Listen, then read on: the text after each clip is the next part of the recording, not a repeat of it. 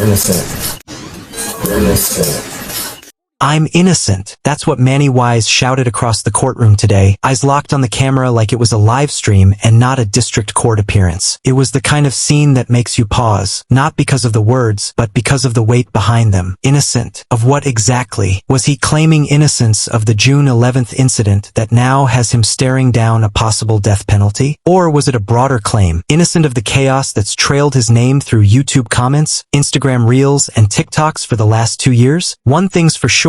This wasn't just another content creator getting canceled. This was a federal courtroom, a grand jury indictment, and prosecutors presenting physical evidence tied to a serious crime. And yet, in true Manny Wise fashion, even under indictment, he performed. Today, we're breaking it all down. How we got here, what we know so far, what Manny's legal team is facing, and what his courtroom outburst tells us about a man who blurred the line between character and chaos. This is the Manny Wise case, unfiltered.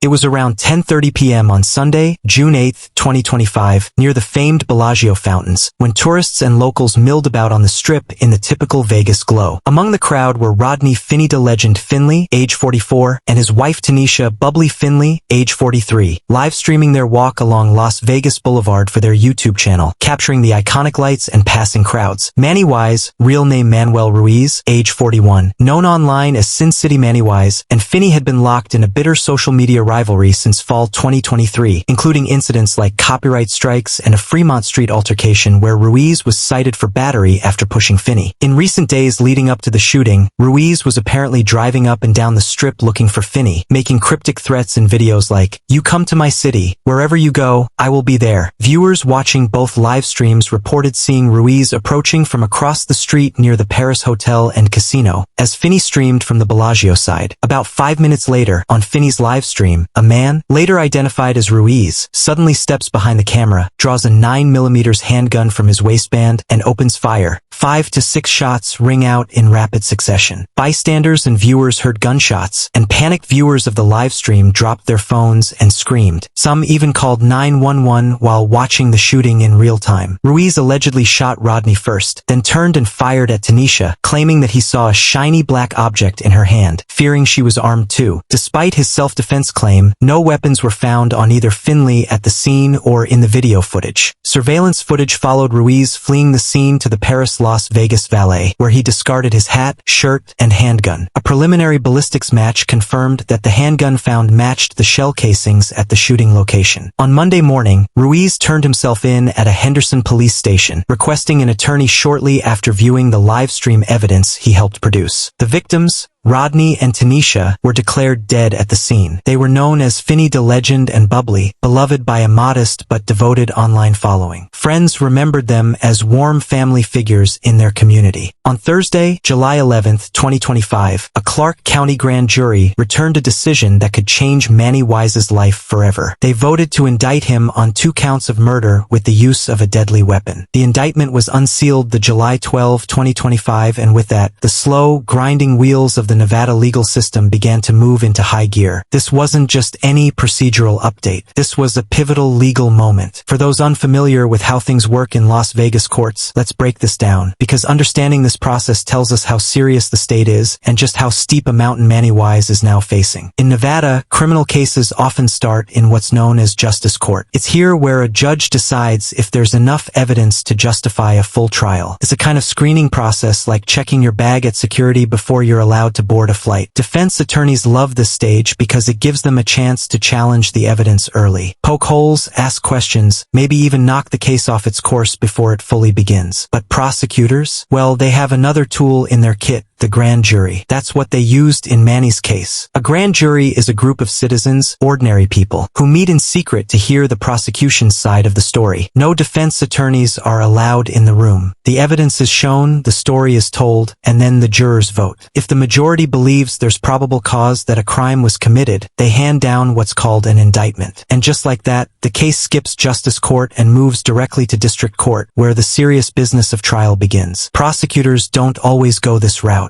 but when they do, it's usually because they want speed, control, or privacy. And in high-profile or sensitive cases, especially those involving the potential for the death penalty, they often prefer to present their case away from cameras, away from the media circus, and without giving the defense defense time to build counter-narratives early on. So, when Manny Wise, known legally as Manuel Ruiz, was indicted by that grand jury, it sent a clear message. The state is not playing games. But that's not all. In court filings, Ruiz's public defender dropped a bombshell. Over 4 terabytes of discovery have already been compiled in this case. Let's put that in perspective. 4 terabytes is not your average case file. That's thousands of pages of documents, hundreds of hours of surveillance video, digital forensics, crime scene photos, body cam footage, GPS data, and who knows what else, text messages, phone records, maybe even online activity. It suggests a case that is technologically complex and evidence-heavy. It suggests that the prosecution has been preparing behind the scenes. And then there's the issue of bail. Manny Wise appeared in district court Friday, July 17th for his formal arraignment, where prosecutors read the charges against him: 2 counts of murder with a deadly weapon. Wise pleaded not guilty to both charges. It reinforces the severity of the charges and the gravity of the evidence stacked against him. As of the last update, Ruiz remains in custody with no bail granted. That means the court sees him as either a flight risk,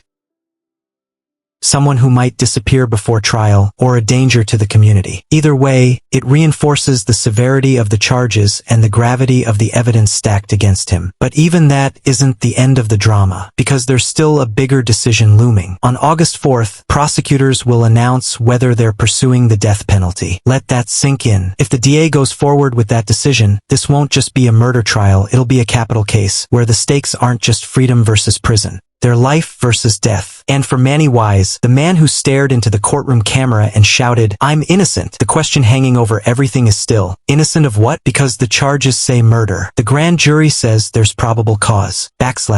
When the news broke about Manny Wise's indictment, YouTube erupted, but not in the way one might expect. This wasn't a case of universal condemnation or collective mourning. Instead, the internet fractured into 2 emotional camps: the fiercely loyal and the bitterly skeptical. On one side were Manny's devoted fans, many of whom have followed him for years across platforms like YouTube, TikTok, and Instagram. To them, this wasn't just shocking, it was personal. In their eyes, Manny isn't just a content creator or an influencer. He's a friend, a brother, an inspiration. Some even say things like, "I watched him when I was going through depression," or "He motivated me to start my own hustle." So when he shouted, "I'm innocent," in the courtroom, his supporters echoed it online. But then there's the other camp, the critics, who weren't surprised by the turn of events. They've been sounding the alarm for months, pointing to shifts in Manny's tone, his growing defensiveness, and the brewing feuds with former collaborators. These voices say the writing was on the wall long before the Vegas incident. Some even argue that Manny's online persona had become unhinged, laced with paranoia and veiled threats. For them, the indictment wasn't a twist, it was a confirmation. On the flip side, some critics have become so obsessed with exposing Manny that they risk losing objectivity too. This case isn't just about guilt or innocence. It's about how far we're willing to go to defend the people we think we know, even when the evidence starts to say otherwise. And it's far from over. If you followed this case closely, or if you want the deeper messier, next week, I'll be releasing a members-only deep dive, covering everything from the new video from someone who was there from the start of it all. As always, thank you for watching, questioning, and thinking critically.